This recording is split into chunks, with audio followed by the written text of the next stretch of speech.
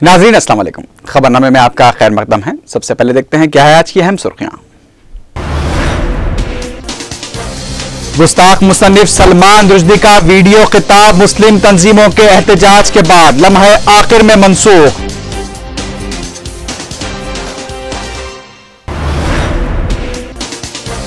जम्मू कश्मीर शरिया court ने 4 ईसाई मुबल्लिगीन को वादी छोड़ देने की दी हिदायत।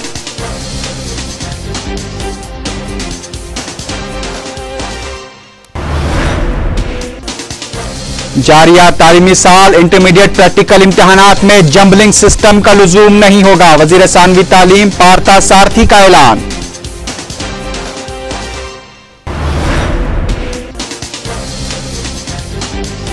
अमलापुरम वाक़या की मुख्तलिफ कायदीन की जानिब से मजम्मत। हाथियों के खिलाफ कार्रवाई का मुतालबा।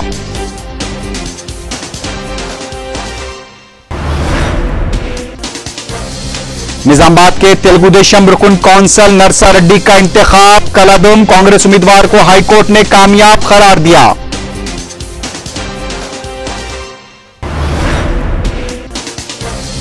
तारीखी मक्का मस्जिद में संगे मरमर के नए तख्तों की तनसीब।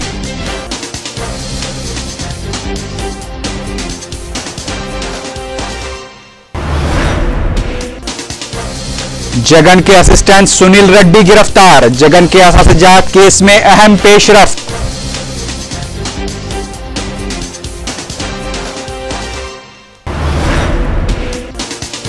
और चौथे क्रिकेट टेस्ट मैच में ऑस्ट्रेलिया की शानदार शुरुआत। रिकी पॉन्टिंग और माइकल क्लार्क की सेंचुरियां।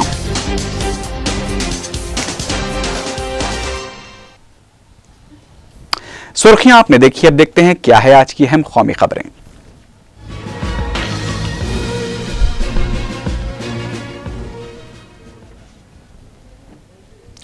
जयपुर लिटरेचर फेस्टिवल में गुस्ताख मुसन्निफ सलमान रुश्दी की जानिब से वीडियो लिंक के जरिए होने वाला खिताब मनसूख कर दिया गया है। आज सुबह से सिलसिले में जयपुर में जबरदस्त सरगर्मियां देखी गईं। मिल्ली कौंसिल के कारकुनों और दीगर तंजीमों ने जयपुर लिटरेचर फेस्टिवल के जाय मकाम पर धरना देते हुए सलमान रुश्दी को खिताब की इजाजत न दिए जाने का मुतालबा किया। प्रोग्राम के मुताबिक सलमान रुश्दी आज 3:45 पर फेस्टिवल के शुरुका से खिताब करने वाला था। उधर राजस्थान हुकूमत की जानिब से भी फेस्टिवल के प्रोग्राम को अफरा तफरी से बचाने के लिए मुंतजिमीन के साथ ताउन करते देखा गया। राजस्थान पुलिस की जानिब से मिल्ली कौंसिल के नुमाइंदों के साथ बातचीत भी की गई, लेकिन लम्हे आखिर में इसे मुलतवी करने का फैसला किया गया।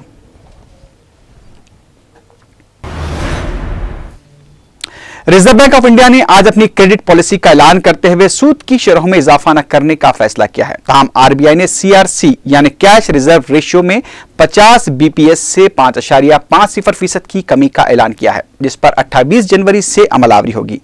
बैंक्स को इस नए कवायद के मुताबिक आरबीआई के साथ अपने डिपॉजिट्स रखने होंगे। आरबीआई के गवर्नर बी सुब्बा राव ने बताया कि मुल्क में शरायत तरक्की में भी बेहतरी हुई है और सरमायाकारी में भी मौसर इजाफा हुआ है। वाज़ेह है कि आरबीआई ने मार्च 2010 से अपनी शरहों में 13 बार इजाफा किया था ताकि इफरात ज़र से निपटा जा सके। नई पॉलिसी के ऐलान से स्टॉक मार्केट में भी बेहतरी देखी गई है। उन्होंने बताया कि मालियाती साल 2011-12 के दौरान शरह तरक्की की रफ्तार 7% देखी गई। जम्मू कश्मीर शरिया कोर्ट ने वादी में ईसाई मजहब की तबलीग में मुलविस 4 अफराद को कश्मीर से निकाल देने की हुकूमत को हिदायत दी है। वाज़ेह है कि ईसाई मुबल्लिगीन की जानिब से मुसलमानों को ईसाई बनाए जाने के वीडियो मंजर-ए-आम पर आने के बाद जम्मू कश्मीर शरिया अदालत ने ईसाई मुबल्लिगीन को फौरी कश्मीर छोड़ देने की हिदायत दी थी। कश्मीर के मुफ्ती आजम मोहम्मद बशीरुद्दीन ने बताया कि इस तरह की हरकतों की इजाज़त नहीं दी जाएगी। मरकजी वजीर फारूक अब्दुल्ला ने भी जम्मू कश्मीर शरिया अदालत के फैसले की हिमायत की है। और उसके साथ है कोई मसीह जो यहाँ का रहने वाला नहीं है, उसकी बीवी है। वो एक मुसलमान था, मुसलमान होने के बावजूद वो मुर्तद हो चुका है, ईसाईयत कबूल कर चुका है। तो उसको वो भी यहाँ पर आता है स्कूल में, उसको उसका बयान भी कलमद हुआ। तो उनको हमने ये मशवरा दिया है कि वो यहाँ रियासत में ना रहे। How does it help? We have to respect each other's religion. You can't convert somebody. If a Hindu is converted into Islamic thing, is that right? You can't force somebody's conversion. And I don't think India is one country where we would like to convert people to any religion. Everyone has the right to hold to his religion. And those who try to convert are going against the constitution of the country. वादिया कश्मीर में line of control के नजदीक वाक़ कुपवारा जिले में बर्फीली चट्टानों के खिसकने की वजह से एक बीएसएफ का जवान हलाक हो गया है, जबकि 5 दीगर जवान लापता बताए गए हैं। फौजी हुकाम की जानिब से लापता जवानों की तलाश का काम शुरू कर दिया गया है। फौजी जराये के मुताबिक यह वाक़या आज सुबह पेश आया। फौज और बीएसएफ की मुश्तरका टीमों की जानिब से मकाम वाक़े से बर्फ को हटाने का काम बड़े पैमाने पर शुरू कर दिया गया है। इमदादी कामों के लिए हेलीकॉप्टर्स का भी इस्तेमाल किया जा रहा है। अब नजर डालते हैं इलाकाई खबरों पर।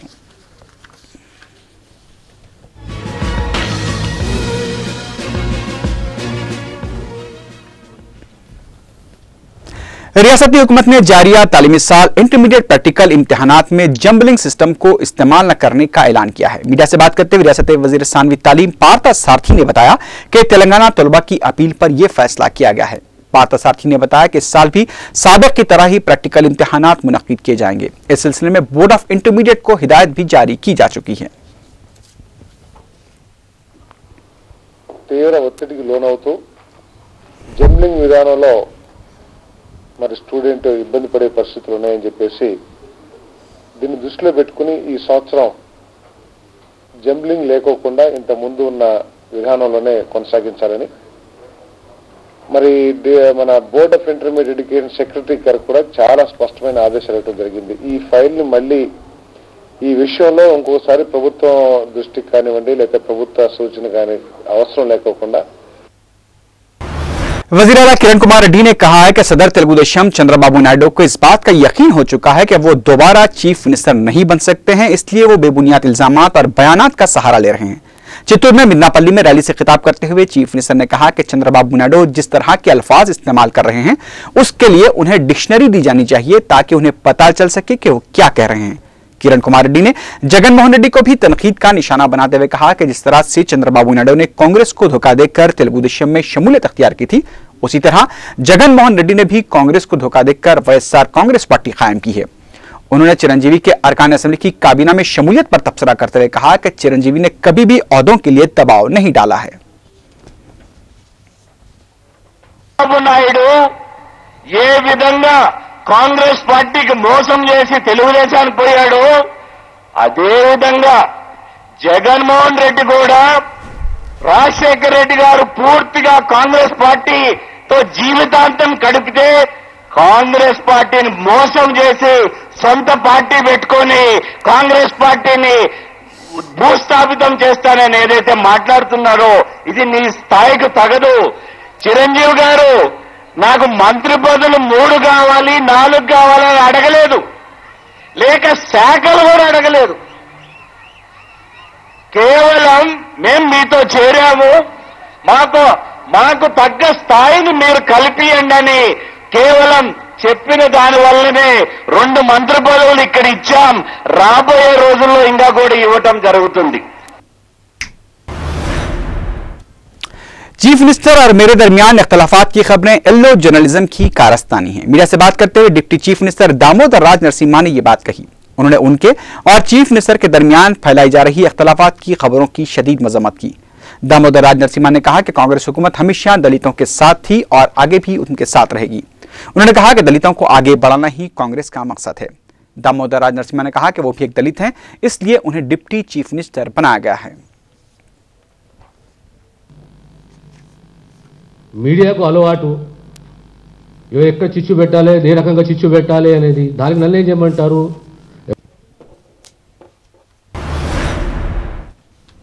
तेलुगु देशम ने बदउनवानियों और असातिजात के मामलात में वाईएसआर कांग्रेस पार्टी के कायदीन को फिर एक बार खुले मुबाहिस का चैलेंज किया है। मीडिया से बात करते हुए तेलुगु देशम लीडर मुद्दू कृष्णम्मा नायडू ने कहा कि जगनमोहन रेड्डी का केस अब क्लाइमैक्स में पहुंच चुका है और उनकी गिरफ्तारी यकीनी है। मुद्दू कृष्णम्मा नायडू ने कहा कि जगन पर जारी तहकीकात से अवाम का जहन हटाने के लिए तेलुगु देशम सरबराह चंद्रबाबू नायडू पर बेबुनियाद इल्जामात लगाए जा रहे हैं।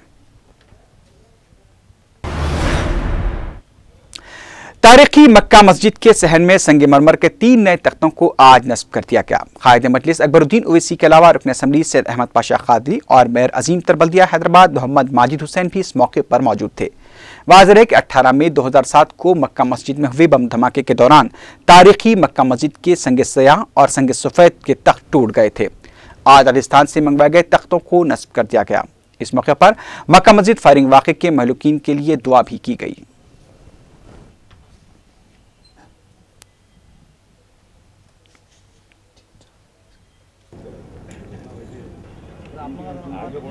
थोड़ा पीछे हटो ना, पीछे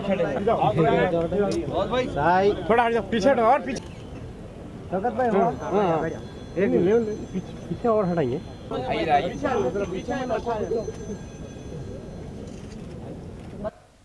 में जो 18 मई 2007 में बम ब्लास्ट के मौके पर यहाँ के सहन के तख्त मुनद्दिम हुए थे, टूट चुके थे, जिसको दीवान कहते हैं। अरसे दराज से कोशिश थी कि उस मुकाम पे फिर नए वैसे ही बना कर डालें।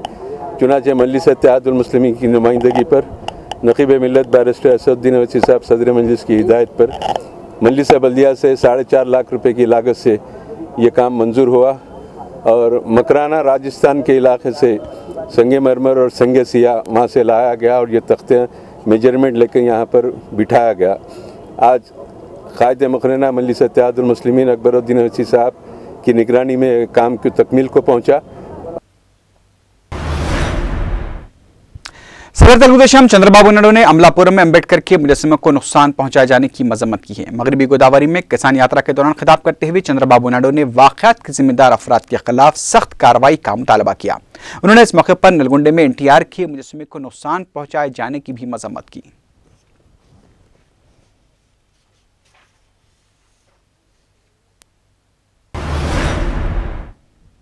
बदउनवानियों के खिलाफ जिदोजहद का मुझे काबीना से बरतरफी की सूरत में सिला मिला है। मीडिया से बात करते हुए साबिक वजीर शंकर राव ने ये बात कही। उन्होंने अमलापुरम में अंबेडकर के मुजस्समों को नुकसान पहुंचाए जाने की मजम्मत करते हुए कहा कि हुकूमत इस तरह के वाक़यात को रोकने में नाकाम हो गई है। शंकर राव ने कहा कि मौजूदा हालात आने वाले इंतखाबात पर असरअंदाज होंगे।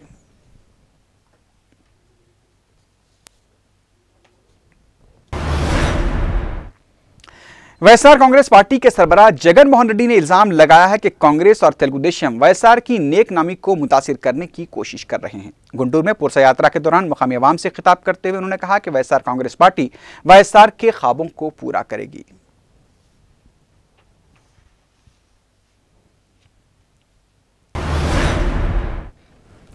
तेलुगुदेशम तेलंगाना फोरम के लीडर मुत्कुपल्ली नरसिम्हू ने इल्जाम लगाया है कि अमलापुरम में अंबेडकर के मुजस्समों को नुकसान पहुंचाए जाने के वाक़यात के लिए हुकूमत में मौजूद अफराद ही जिम्मेदार हैं। मीडिया से बात करते हुए नरसिम्हू ने कहा कि अंबेडकर के मुजस्समों को नुकसान पहुंचाने वालों को माफ नहीं किया जाना चाहिए। उन्होंने ये इल्जाम भी आयद किया कि मौजूदा कांग्रेस हुकूमत कमजोर तबकात की मुखालिफ है।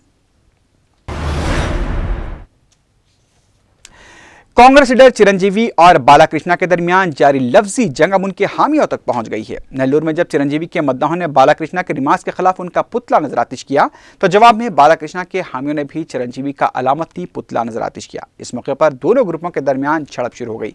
ताहम पुलिस ने मुदाखलत करते हुए हालात पर काबू पा लिया।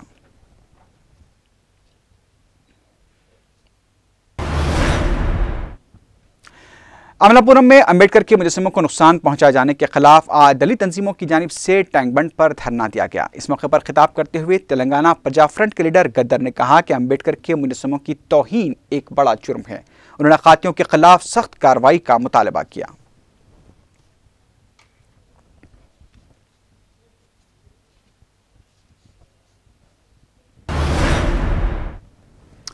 खानदानी पार्टी से ताल्लुक रखने वालों को कौमी पार्टी पर तनकीद करना मुनासिब नहीं है। मीडिया से बात करते हुए सदर PCC बी सत्यनारायण ने यह बात कही। उन्होंने गांधी भवन में मुनक़िद हुए राब्ता कमेटी के इजलास पर जारी तनकीदों की मजम्मत करते हुए कहा कि तेलुगुदेशम कायदीन को अपनी हैसियत और सामने वाले की हैसियत देखते हुए नुक्ताचीनी करनी चाहिए ताकि सियासत का विकार बरकरार रह सके।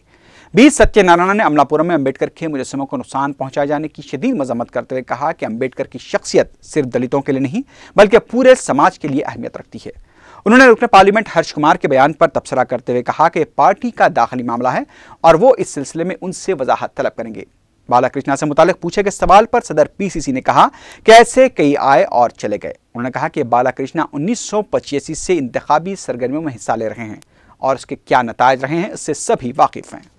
తీవ్రంగా ఖండించడమే కాకుండా 1-2 రోజుల్లో దీని మీద పూర్తిగా విచారణ జరిగి వచ్చి వాస్తవాలు బయటకు వస్తాయి.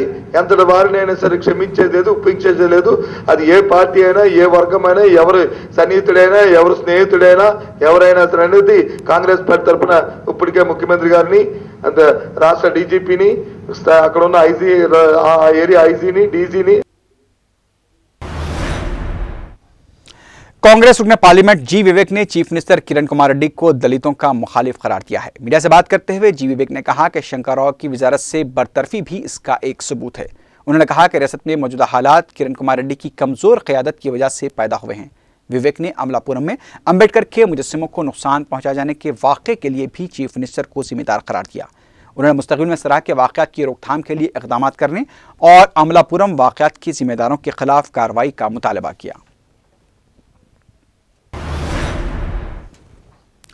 सीनियर कांग्रेस लीडर जी वेंकट स्वामी ने अंबेडकर के मुजस्सिमों को नुकसान पहुंचाए जाने की शदीद मजम्मत की है। मीडिया से बात करते हुए वेंकट स्वामी ने इन वाक़यात की तहक़ीक़ात के लिए हुकूमत हिंद से कमीशन के क़याम का भी मुतालबा किया। वेंकट स्वामी ने कहा कि तालीमी शोबे में दलितों की तरक्की से आला तबक़ात को हसद होने लगी है। उन्होंने कहा कि दलितों की तरक्की और ग्राम स्वराज के लिए जदोजहद करने वाले अंबेडकर के मुजस्सिमों की तौहीन अंबेडकर की बेइज्जती है। आंध्र प्रदेश हाई कोर्ट ने तेलुगुदेशम के रुकन कौंसल नरसा रेड्डी के इंतखाब को कलादम करार दिया है। अदालत ने कांग्रेस के उम्मीदवार वेंकट रामी रेड्डी को कामयाब भी करार दिया है। 2009 में निजामाबाद के मजालिस से मुकामी कोटे के तहत मुनक्किदा कौंसल इंतखाबात में नरसा रेड्डी मुंतखब करार दिए गए थे। ताहम वेंकट रेड्डी ने उनके इंतखाब को चैलेंज करते हुए हाई कोर्ट में दरख्वास्त दाखिल की थी और अदालत को बताया था कि वोटों की गिनती में गलती की वजह से नरसा रेड्डी कामयाब हुए हैं। अदालत ने इस दरखास्त की समाअत के दौरान बैलेट पेपर्स की गिनती अपनी निगरानी में करवाई और इस दोबारा गिनती के बाद वेंकट रामी रेड्डी को 2 वोट ज्यादा हासिल होने पर उन्हें मुंतखब करार दिया गया। नरसा रेड्डी के इंतखाब को कलादम करार दिए जाने के बाद कानून साज कौंसिल में तेलुगुदेशम अरकान की तादाद अब 17 हो गई है। नरसा रेड्डी ने हाईकोर्ट के इस फैसले के खिलाफ सुप्रीम कोर्ट से रुजू होने का फैसला किया है। रुकन पार्लियामेंट कड़पा वैएस जगन मोहन रेड्डी के गैर महसूब असासिजात केस में उनके रिश्तेदार और असिस्टेंट सुनील रेड्डी को सीबीआई के अहदेदारों ने उनके घर पहुंचकर गिरफ्तार कर लिया। बताया जाता है कि सीबीआई अहदेदारों ने आज सुबह 5 बजे पहुंचकर पहले सुनील रेड्डी से पूछताछ की, फिर उसके बाद उन्हें अपनी तहवील में ले लिया। सुनील रेड्डी जगन मोहन रेड्डी की अहलिया भारती के रिश्तेदार बताए गए हैं। सुनील रेड्डी की गिरफ्तारी के बाद उनकी अहलिया सीबीआई दफ्तर पहुंची और उनके शौहर की अचानक गिरफ्तारी से मुताल्लिक अहदेदारों से बातचीत की। इस मौके पर मीडिया से बात करते हुए सुनील रेड्डी की अहलिया दीप्ति रेड्डी ने कहा कि उनके शौहर को बगैर किसी नोटिस और वारंट के गिरफ्तार किया गया है। భర్తను सीबीआई అధికారులు అదుపులోకి తీసుకున్నారని ఆయన భార్య కృష్ణతేజ ఆరోపించారు। సునీల్ రెడ్డిని దిల్కుష గెస్ట్ హౌస్। आगे देखते हैं क्या है आज की बैनुल अक़वामी खबरें।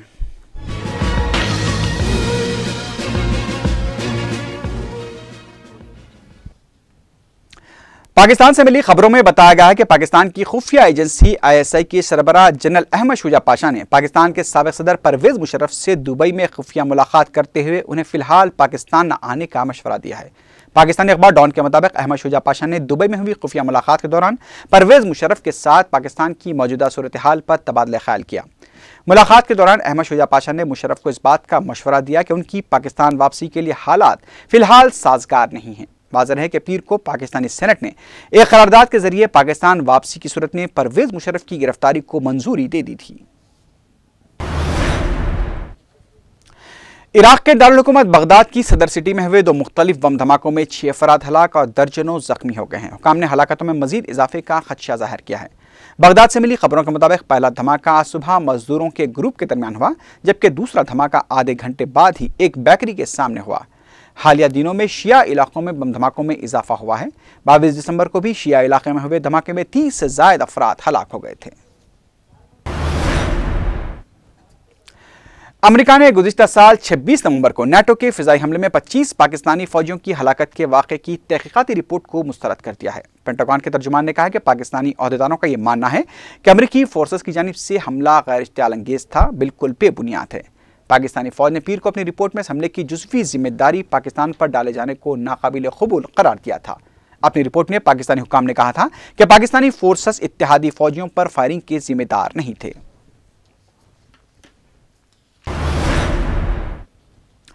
तुर्की ने फ्रांसीसी सीनेट की जानिब से आर्मीनियाई बाशिंदों की नस्लकुशी के बिल को मंजूर किए जाने पर शदीद बरहमी का इजहार किया है। पेरिस में मुतय्यन तुर्की के सिफारतकार ने खबरदार किया है कि अगर सीनेट से मंजूरी के बाद यह कानून बना तो उसके बुरे नतायज सामने आएंगे। वाज़ेह है कि पहली आलमी जंग के बाद सल्तनत उस्मानिया का खात्मा हो चुका था, लेकिन उसके बाद इक़्तिदार में आने वाली तुर्क हुकूमतें और वहाँ के बेशतर अवाम का ख्याल है कि नस्लकशी का इल्ज़ाम उनकी कौम की बराह रास्त तौहीन है। उधर दूसरी जानिब तुर्की के वज़ीर ख़ारजा ने कहा है कि फ्रांस की सीनेट की जानिब से बिल की मंजूरी की शदीद मजम्मत की गई है।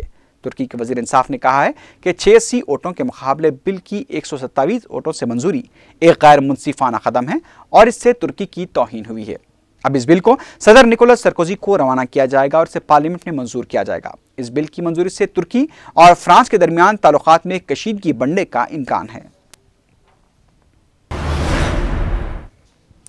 पाकिस्तान के मुतनाज़ा मेमोगेट की तहकीकात कर रहे अदालती कमीशन के सरबराह ने कहा है कि वज़ीर दाखिला रहमान मलिक न सिर्फ पार्लिमानी कमेटी बल्कि अदालती कमीशन के काम में भी रुकावटें पैदा कर रहे हैं। अदालती कमीशन के सामने आज हुई समाअत के दौरान कमीशन के सरबराह जस्टिस फायज ईसा ने कहा कि रहमान मलिक कमीशन की तहकीकात में बिला वजह रुकावटें खड़ी कर रहे हैं। कमीशन ने अटार्नी जनरल से कहा कि अगर रहमान मलिक के पास अदालती अख्तियारात हैं तो उसे कमीशन से वाकिफ करवाया जाना चाहिए। कमीशन ने अटार्नी जनरल की भी सरजनिश करते हुए कहा कि वह वजारत दाखिला के नुमाइंदे के तौर पर पेश हुए हैं। ईरान ने यूरोपीय यूनियन की जानिब से तेल खरीदने पर मुकम्मल पाबंदी आयद किए जाने के फैसले पर शदीद रद्द-ए-अमल का इजहार किया है। ईरान की वजारत खारजा के तर्जुमान ने कहा कि यूरोपीय यूनियन की जानिब से ईरान से तेल खरीदने पर मुकम्मल पाबंदी आयद करना नाजायज फैसला है और यह नाकाम साबित होगा। तर्जुमान ने कहा कि इक़दाम ईरान को उसके बुनियादी हक के हुसूल से नहीं रोक सकेगा। इस पाबंदियों के तहत ईरान से तेल बरामद करने के तमाम नए माहदे खत्म कर दिए जाएंगे, जबकि मौजूदा माहदे पर सिर्फ 1 जुलाई तक अमल किया जाएगा। वाज़ेह है कि यूरोपीय यूनियन ने ईरान पर पाबंदियां उसके जौहरी प्रोग्राम के बायस आयद की हैं।